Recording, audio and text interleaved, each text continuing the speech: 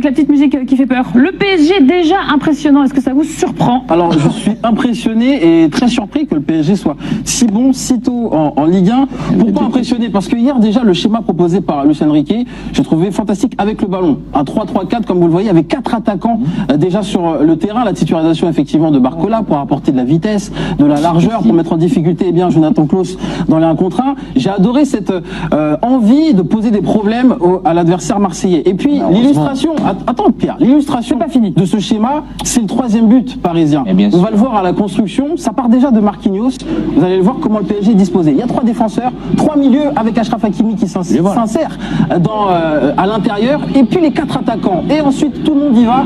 Il y a beaucoup d'enthousiasme dans cette équipe agressivité en plus, j'allais dire marseillaise. Beaucoup d'enthousiasme, beaucoup d'envie, de solidarité dans cette équipe. Et je suis impressionné qu'il y ait un tel état d'esprit déjà avec ce PSG de M. Mais c'est très drôle que Pierre utilise l'argument de la faiblesse marseillaise quand moi je pointais la faiblesse de Dortmund sur le match avec des champions qui me disaient que c'était un mauvais argument. Donc bon, là, non mais là il y a un rapport de force. Le rapport de force, il a clairement été. Donc toi, t'as changé d'avis aussi par rapport à Dortmund alors? De quoi? Ah non, moi je le. C'est inversé ce qu'il dit. Non, mais je la prends en compte, moi, la faiblesse marseillaise. Il n'y a pas de problème. Sauf que là, en fait, on est sur un classico où Mbappé s'est blessé très rapidement. On n'en a pas parlé en après-match. Et ça, c'est un vrai coup de force de la part de Luis Enrique. Ce classico, c'est une publicité pour ce que veut faire Luis Enrique, parce que c'est très intéressant le graphe qu'a mis Julien, parce que au-delà du schéma, c'est plutôt moi l'animation qui m'intéresse, et que on va s'intéresser au joueur qui va réciter sa partition, pas forcément au nom qu'il va avoir floqué dans le dos. Et ça, c'est très très intéressant. Et ce match-là, pour moi, c'est un vrai virage dans le mandat de Luis Enrique, parce que c'est là où il va avoir tout son groupe derrière lui. C'est un message envoyé par le coach: regardez ce qu'on peut faire. Si vous m'écoutez, moi je vais vous faire ça, et avec la qualité et le talent que vous avez, on va pouvoir faire de belles choses. Et ça t'impressionne? Ah, moi ça m'impressionne. Au bout de 6 journées, oui, c'est impressionnant. Quand tu vois la dynamique dans laquelle est le PSG et celle dans laquelle est Marseille, franchement, je vois pas ce qu'il y a d'impressionnant de mettre 4-0. Moi, j'en parlais avec Julien la semaine dernière, je lui avais dit que ça allait finir comme ça. C'est pour ça que je suis pas impressionné en fait. Avec Mbappé pété au bout de 8 minutes. Marseille, effectivement, il y a l'occasion de Vitinha, mais sinon il y a rien, il y a pas. Comptablement, il n'y a pas un tir cadré. Marseille, c'est quand même pas des pipes normalement. Là, t'avais l'impression qu'ils faisaient pas le même sport du tout. Mais oui, mais bien sûr, mais il y a l'attitude des Marseillais aussi sur le terrain. Je suis désolé, moi j'aurais pris. Enfin, je comprends pas qu'il n'y ait pas un joueur qui ait pris un rouge avant la mi-temps. Avant la mi-temps. Moi, après, ce qui m'impressionne, c'est que quand je vois ce PSG-là, quand je vois cette ambiance-là dans le stade, quand je vois ce qui les unit, en fait, j'ai l'impression que le PSG de Messi et Neymar, c'était il y a 10 ans. Ah oui. Et en fait, c'était il y a juste quelques mois. J'avais l'impression que, je sais pas, quand je repense à les questions qu'on se posait il y a 1 mois et demi quand ils étaient en stage au Japon, là, qu'on disait il joue mal, même après PSG Nice, il va être tranquille toute l'année, il va partir. J'ai l'impression que c'était il y a hyper longtemps, et en fait c'était il y a pas longtemps, et franchement d'avoir réussi à construire tout ça. Enfin hier, on avait l'impression que, je sais pas, c'était un autre stade, les scènes de Luis Enrique à la fin, là, au milieu du terrain, en train de regarder le Campos qui vient le prendre dans ses bras, bien joué mec. Je sais pas, on a l'impression que c'est le 25 septembre, ça va toujours. Non, mais bien sûr, évidemment. On verra le mi-avril. Non mais tout, je trouve qu'en fait il y a une espèce de positive attitude là que franchement j'aurais pas du tout imaginé. Je veux dire, même entre, je sais pas, tout se passe bien quoi. Kolo Muani marque, derrière Ramos marque, derrière les deux on pourrait croire qu'ils sont en concurrence, il tombe dans les bras, l'autre il lui donne la passe décisive. Moi j'ai bien aimé l'attitude de Vitinha, tu vois, Vitinha il est sur le banc de manière un peu inexplicable de prime abord, surtout pour un joueur, il avait été très bon le match d'avant. Mais je vais dire, non, quand je te dis ça Pierre, c'est que le match d'avant c'est le meilleur joueur, le match d'avant c'est le meilleur joueur, là il joue pas. Tu peux être à la fin du match non mais laisse-moi finir, tu peux être gavé. Non, c'est lui qui me parle dans l'oreille. Oui, mais tu fais une émission parallèle et donc tu peux être énervé, t'es joueur, t'as pas joué, etc. Ça peut être pénible. Et là, il participe aux célébrations, il a l'air content et sincère, et je trouve que ça dénote quelque chose qui dit la bonne atmosphère. Après, encore une fois, quand tu gagnes, c'est toujours mieux. Mais je trouve que ce sont des scènes qui sont pas anodines. Ce qui est impressionnant aussi, c'est que les petits bémols qu'on avait au fur et à mesure des matchs qui venaient du Paris Saint-Germain, plus on avance et moins il y en a. Même contre Lyon, et c'est assez impressionnant. On parlait quand même de l'Olympique de Marseille comme le candidat numéro 1 pour le chatouiller à la fin de la saison. Il s'est passé ce qui s'est passé cette semaine. Et évidemment, là je vais quand même rejoindre Pierre, c'est évidemment à prendre en compte, mais le rapport de force, il a clairement été gagné par le Paris Saint-Germain dès le début. On peut parler par contre de la tristesse du match de l'Olympique de Marseille, sur le caractère, sur le manque de talent, sur tout ça, il n'y a aucun problème.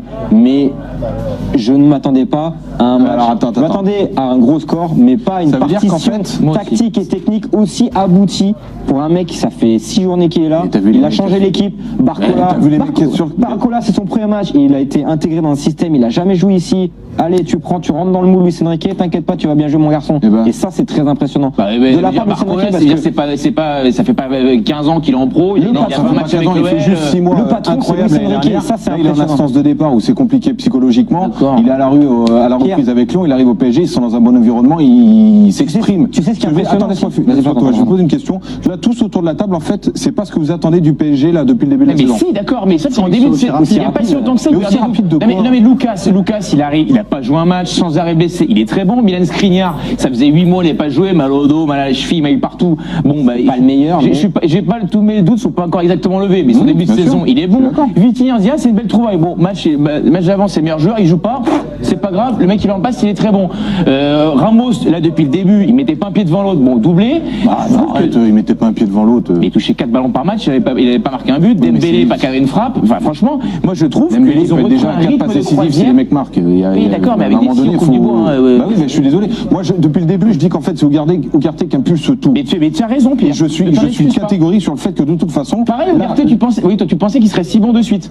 Moi, quand j'ai vu jouer le premier match, je me dis ça va être compliqué de l'enlever en fait là. Mais d'accord. Mais moi, quand je l'ai vu jouer 2 fois par semaine, je me suis pas dit là, j'ai vu jouer le meilleur milieu défensif des 10 prochaines années. Je dis pas qu'il le deviendra, mais je me dis là, à mon avis, la bonne pierre, je suis quasiment prêt à me dire ils l'ont faite. Moi, moi, depuis le début de la saison, je m'attends à voir ce PSG là en fait. Ouais, mais plus rien. Ça m'impressionne. Tu sais ce qui m'impressionne, Pierre aussi, c'est que avec ton pull, cette faculté à porter les cheveux roses aussi, c'est très impressionnant.